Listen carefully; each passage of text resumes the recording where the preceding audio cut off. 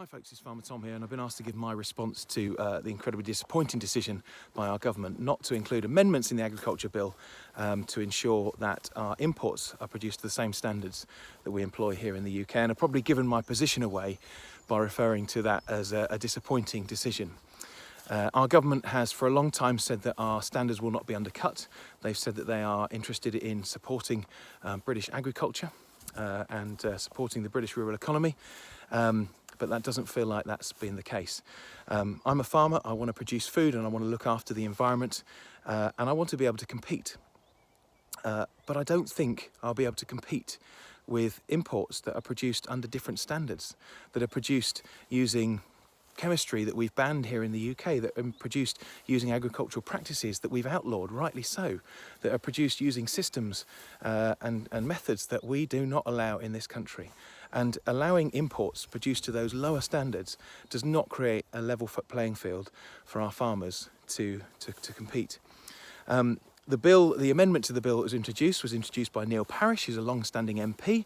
He's a farmer himself, and he's the chairman of the EFRA Select Committee, as he has been for a long time. And the EFRA Select Committee are a committee of MPs who are there.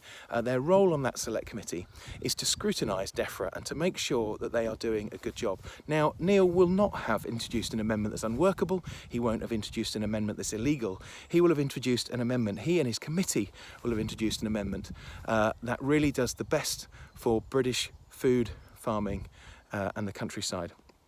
And that is really important, the countryside as well, because I think one of the things I'm really proud of is the way that I steward the countryside around me.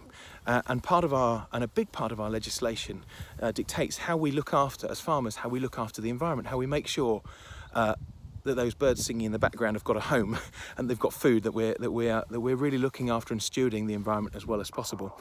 And those birds here in the UK are no more important than birds in other parts of the world. And so food that we eat here in the UK ensures that we can effectively guarantees that those birds have somewhere to live, that they have somewhere to exist, that we're leaving space for them. But they are no more valuable than birds elsewhere in the world and wildlife elsewhere in the world, which isn't protected in the same way under other countries' systems as we are here in the UK. So that's the frustration, is that actually we have these high standards. We're really proud of them. I would not want to drop our standards for a minute. I'm really delighted with the things we've banned. I'm pleased with the standards that we have here in the UK. But I think our environment, which is a global environment, is worth protecting. And if we allow imports that are produced to a lower standard, then we're not safeguarding the future of our environment. We're not looking after the future of this planet. And I think the cattle are about to come over and see me now. And a cow in the UK has the same value as a cow in the USA or in other parts of the world. And we look after animal welfare. It's something that we have very high standards of here in the UK, as some other countries in the world do. But it would not be okay to be importing beef, to be importing meat products, to be importing dairy that's produced under systems that don't look after the animals that are employed therein as carefully as we do. How is that fair? And I can't imagine, in the same way that the British farmer does not want to drop our standards, we do not want to drop our standards, and we don't want to have imports that are produced under lower conditions, under worse conditions, then I'm sure the British consumer does not want the same. And it feels like the British consumer is being left behind, is being sacrificed, the wishes of the consumer being sacrificed at the altar of just international trade. Do you know, getting a deal with America or any other country is not the be-all and end-all. Ensuring we steward our environment, we produce healthy, nutritious, safe food as well as we possibly can for our nation is really important. That's what counts.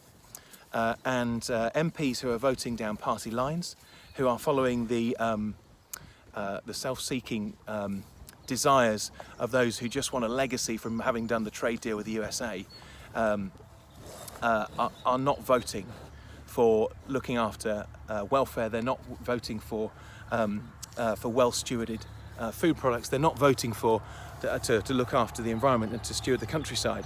They're voting for cheap food. They're voting for poor standards, and it really, really is not okay. I don't know what else to say, other than I'm extremely disappointed, and I hope the House of Lords sees fit to ensure that we protect our standards, that we ensure that imports have the same high standards that we have here in the UK. What do you lot think? Can you imagine being a cow. This is a funny interview. Can you imagine being a cow in other parts of the world where perhaps you're treated with hormones, where perhaps you don't have the same space to roam, to express those natural behaviours, where perhaps you're not looked after quite so well? No, that would be a shame, wouldn't it? And this is the industry that we're paying for when we buy British. These are the conditions that we pay for when we're buying British. This is the environment that we're paying for when we buy British. And when we buy foreign produce produced under those lower standards, we're buying worse conditions. We're buying a worse environment. We're buying a worse future for our children, and that is a great shame. I think I'm gonna have to go because I'm being licked.